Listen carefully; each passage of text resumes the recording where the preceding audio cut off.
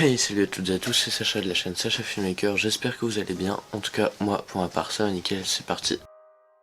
Dans cette vidéo, je vais vous montrer un peu comment je fais mes photos de Lego que je mets sur mon Instagram. Et le procédé de A à Z, je vais vous montrer un peu comment aussi j'édite mes photos.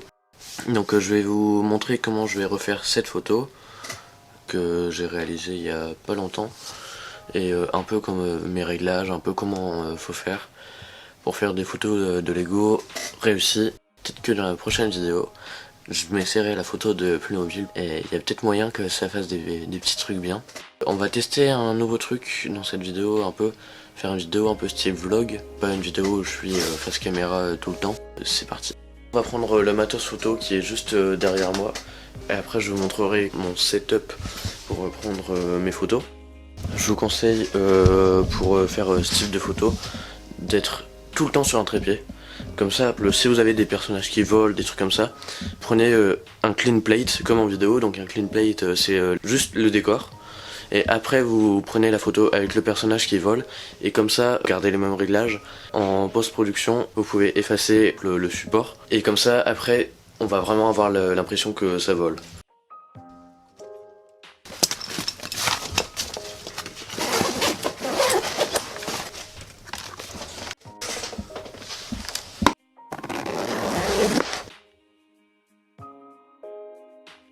Le truc pratique avec un trépied photo comme celui-ci, c'est que vous réglez un peu plus bas vos pieds en bas, ceux-là, hop, et comme ça, avec la barre qui est au milieu, vous la réglez comme vous voulez.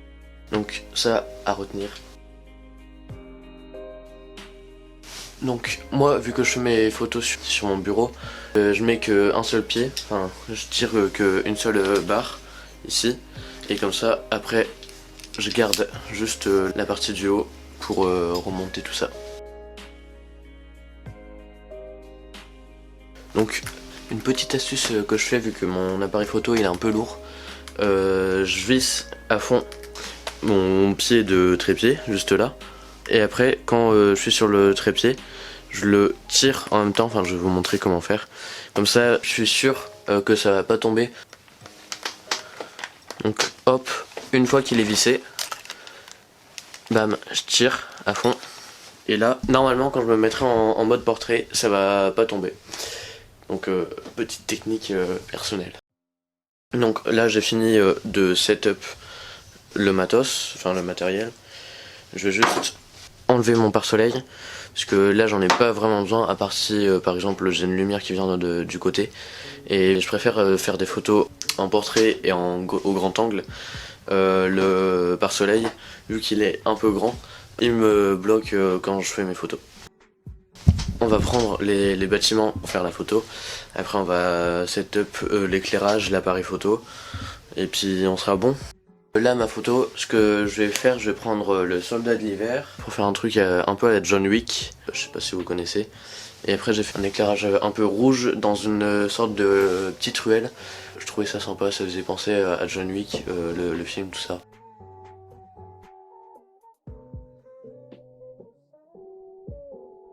Là j'ai tous les bâtiments, non je vais vous montrer un peu comment faire mon éclairage, tout ça. Là par exemple j'ai mon appareil photo, juste là, donc, ma caméra, le bâtiment derrière où je mets un éclairage en fait, enfin, vous allez voir tout ça. Un autre bâtiment au cas où pour mettre sur le côté. Ce qui est bien avec ma vie de Lego, c'est que je peux un peu moduler tout ce que je veux, donc par exemple, la dernière fois j'ai fait une petite placette, c'était sympa, mais je l'ai pas mis en photo.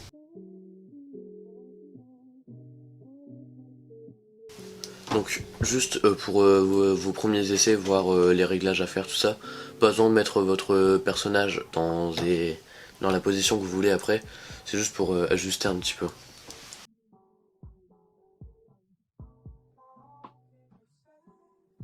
Vous voyez, je suis vraiment super près, mon appareil photo et le bâtiment, c'est ça que j'aime bien. Avec les Lego, c'est qu'on peut aller vraiment proche. Aussi pour la photo de Lego, je vous conseille d'utiliser un objectif macro ou d'utiliser des petites bagues d'extension. Moi avec mon bridge, ma mise au point elle se fait à 1 cm, donc c'est quand même pratique.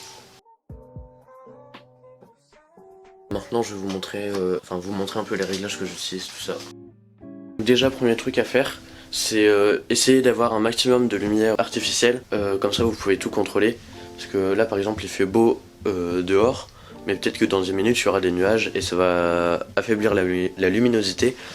Et par exemple là vous pouvez pas, avec la lumière naturelle, vous pouvez pas choisir que la lumière elle arrive. Par exemple dans le truc ici, pour illuminer, on va baisser les volets pour avoir un maximum, enfin un minimum de luminosité, avoir un maximum de luminosité artificielle, de lumière artificielle. Donc ça, je le mets à l'intérieur du truc là. Vous voyez par rapport à tout à l'heure. Par rapport à tout à l'heure, juste là, on a le fond qui s'est éclairé. La lumière surplus que je vous disais, en fait, c'est une lumière de vélo. Hop, c'est pas très puissant. Pas puissant du tout, mais ça fait l'affaire. C'est avec ça que j'ai fait ma photo la dernière fois. Donc c'est bon, j'ai tout installé, c'était compliqué. Comment je prends la photo, mes réglages, tout ça. En fait, j'ai fait ça. Ma GoPro, qui est juste là, mon écran. Et comme ça, ma GoPro, elle filme mon écran en même temps. Et l'appareil photo, en fait, il est relié ici. À l'écran, donc si hop, tac, on va voir commencer à faire le shooting. Je vous disais mes réglages, donc je suis à f2.8 parce que je suis en grand angle, à ISO 100 pour essayer de ne pas en avoir du tout. Donc là j'ai juste la backlight, on va juste faire un test comme ça, donc on va bouger l'appareil photo.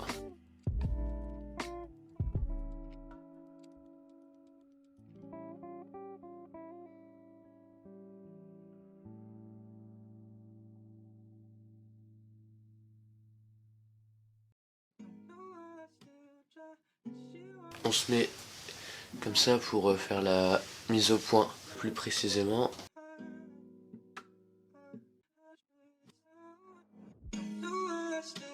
Hop, donc là on est bon.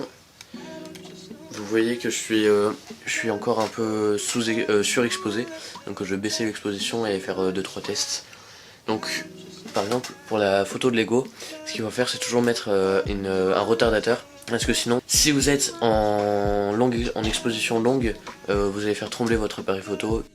Donc là, 1/6 de seconde, f2.8, ISO 100. Premier test en RAW, comme ça vous avez plus d'amplitude à la retouche. On met le timer, 2 secondes ça suffit. Hop. Et par exemple si c'est pas centré, vous pouvez quand même le recentrer en post-production, donc ça c'est pas gênant. Maintenant ce qu'on va faire c'est on va enlever le toit qui est juste là et mettre la petite light rouge comme ça. Donc c'est parti. Ce qui est bien avec les Lego, c'est que c'est vraiment modulaire et tu peux faire ce que tu veux avec. Je vais regarder mon retour, peut-être éviter de mettre ma light vers le personnage, mais juste pour que ça éclaire bien mon fond. Vu qu'il y a 3 LED et on voit la différence entre les 3, donc faut voir selon votre éclairage bien centrer votre lumière, parce que par exemple si vous la mettez mal, ça va être un peu surexposé sur les cheveux par exemple et ainsi de suite.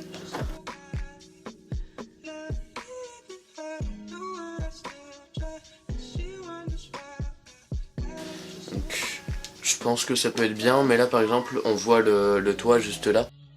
Là vous pouvez voir que sur les photos on voit un peu le fond, donc ce qu'on peut faire c'est ma technique du papier aluminium. Ce que je fais, je prends et en même temps ça fait réflecteur, donc ça c'est pratique. Et je vais prendre une deuxième petite feuille comme ça sur le côté, si vous voyez juste là on voit le bord. On va tester comme ça.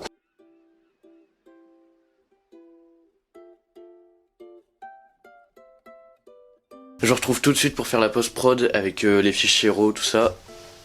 Donc on se retrouve directement pour faire la retouche de la photo. Donc j'ai choisi la photo avec l'aluminium sur le côté, dans le fond, et la lumière bien exposée sur le visage. On part dans couleur.